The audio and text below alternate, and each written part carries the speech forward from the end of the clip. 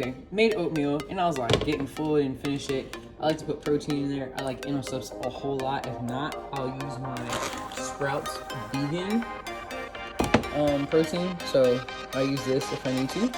But we use that, chocolate, all that good stuff. And then I was like, yo, instead of throwing it away, why don't I put it in the fridge? If I can open this container.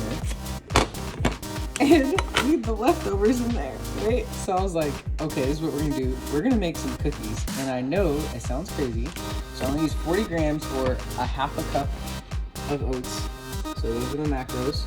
3 grams, if I can get it to focus, 3 grams of fat, 27 grams of carbs, 5 grams of protein. This one's already on there for 1 scoop. 2.5 grams, 24 fat, 24 grams of protein, 4 grams of carbs. You guys can read that.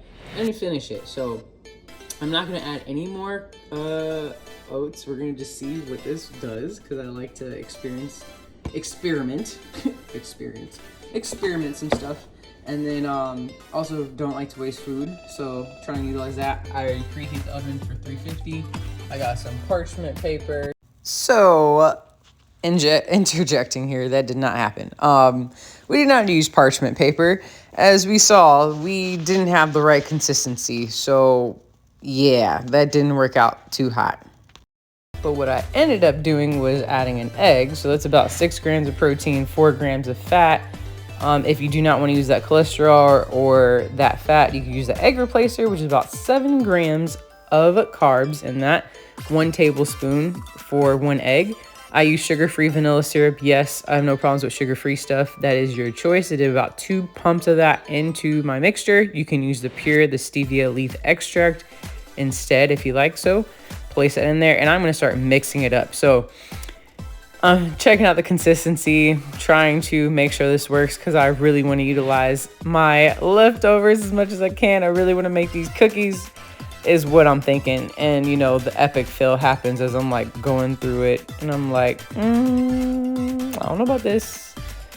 I'm not going to add any milk to this, so it's dairy free and just the egg. So right now I did add that 4 grams of fat and that 6 grams of protein. So I did add that into the mixture. But now I'm contemplating. I'm looking at it. I'm like, that doesn't look like cookie material to me. So I think I'm going to have to add something else to it. So now I'm actually looking at this tapioca flour. It's naturally gluten-free. You do 2 tablespoons, or in this case, I'm going to end up doing 1/4 of a cup. And then I'm going to add some vanilla extract and some Ceylon actual cinnamon. Not the other cinnamon. And then that's the tapioca flour I'm putting in there, 1/4 of a cup. I'm mixing it in and realize, yeah, we should have the egg already. This might still not be a cookie. So I'm like, at this point, what are we doing here? Can we please make this into some type of dessert, if at all possible? So trying to mix it up really well.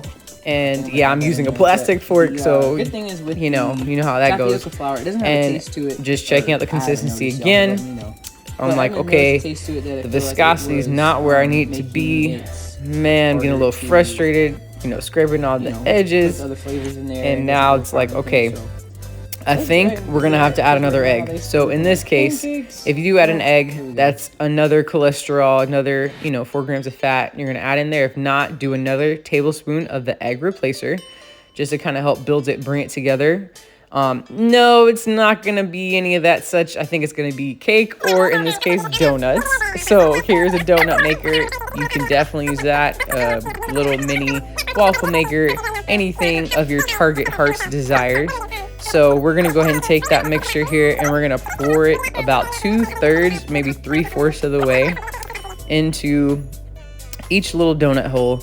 I end up only making 5. So when I make those 5, I'm just thinking like, yo, it is kind of lonely. I sprayed the bottom of it. Not gonna use the parchment paper after all. I'm gonna clean it up a little bit.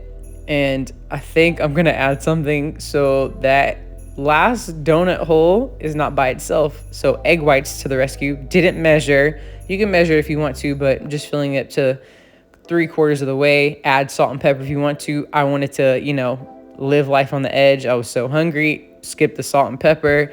Live life without any seasoning for one meal. About 14 minutes later, everything's pretty much done. I don't usually set a timer, but you can do whatever you like. going to place that onto my counter here, and then I'm going to pop these guys out. So they look like they're pretty much ready, and I'm using my fingers because I am the only one eating it, so don't have to worry about germs in this case. There's nothing on here, just like any donuts before you put any glaze or anything on there. You could put honey, you could put vanilla syrup. This case, I'm going to use sugar-free syrup. You can measure it, probably should. I'm just doing this just for the looks of it. And this is kind of what it looks like, the final product with leftover oatmeal from the morning I didn't finish. And in this case, I added 2 eggs. You can obviously use the egg replacer if you don't want to use eggs. If you don't want to use dairy, I didn't even put any milk in here. So it's something to be aware of. You can use syrup, honey for your toppings, sugar-free vanilla, coffee syrup, and enjoy. Peace.